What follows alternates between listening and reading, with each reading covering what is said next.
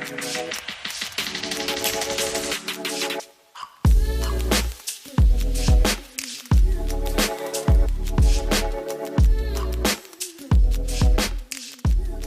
to another episode of the Marketing Made Simple show. Today, I'm going to talk to you about how you can help others. Right, look, listen, there's problems everywhere. Like, there's no shortage of opportunities, and while times, they do get challenging for some of us, for others, it presents limitless opportunities for them to grow and move forward.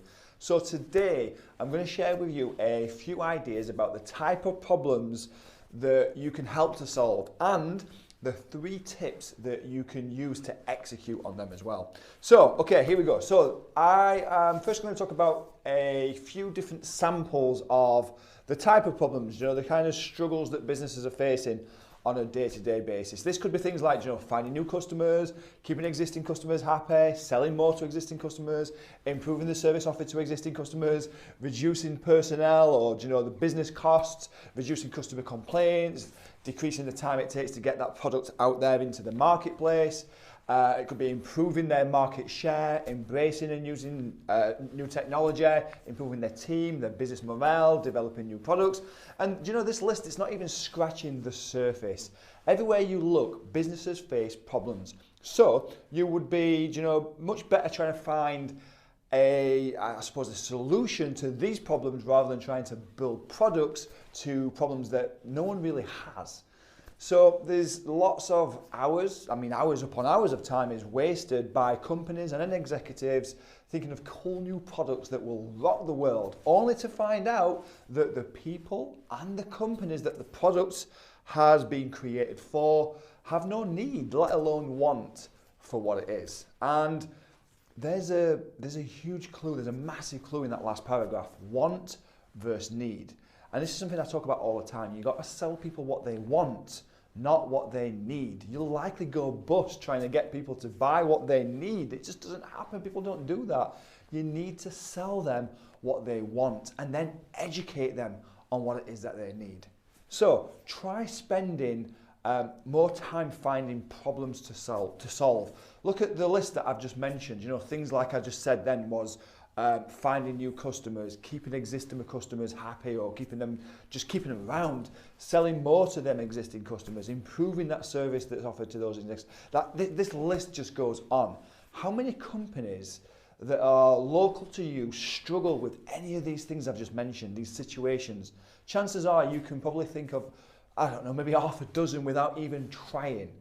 Does your product solve any of those challenges? Can you help your prospects find new customers?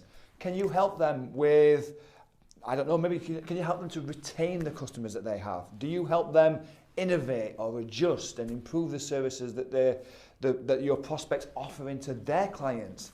Often the hardest thing for you to do is just stop. Stop what you're doing, stop the habit of being busy, and stop long enough for you to put yourself in your prospects' shoes. And this is where I think that we all can learn a huge lesson.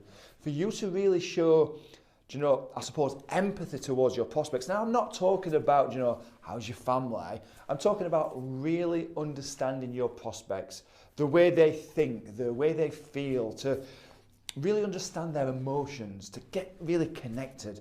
And this is the real trick here. I want you to connect with your prospect. Connect with them like you've never connected with anybody before. Really dial in. And then once you've done that, there's 3 things I'm going to share with you right now. These 3 things can help find which problems to help your prospects solve. So once you've got this, the first thing that I want you to do, number 1, is talk to the customer or the prospect. Talk to the potential customer.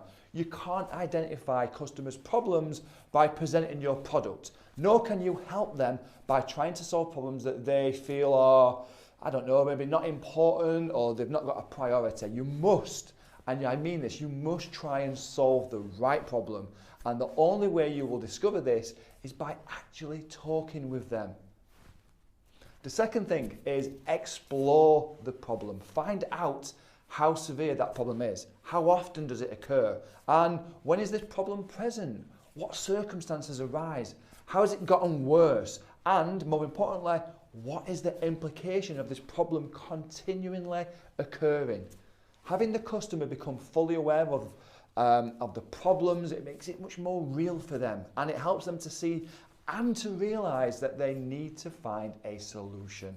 Just works.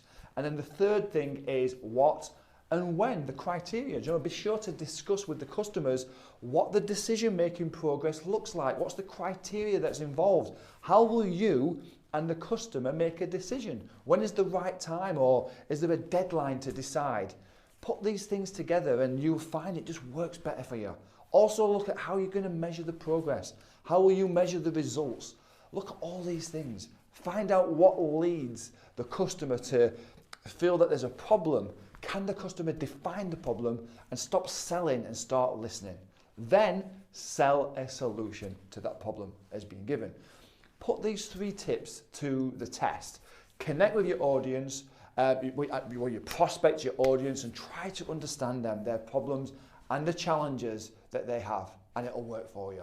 Now, once again, I hope you've enjoyed this. Do keep your questions coming. Look at the address, what's going to come up at the end, and be brilliant. Until next time.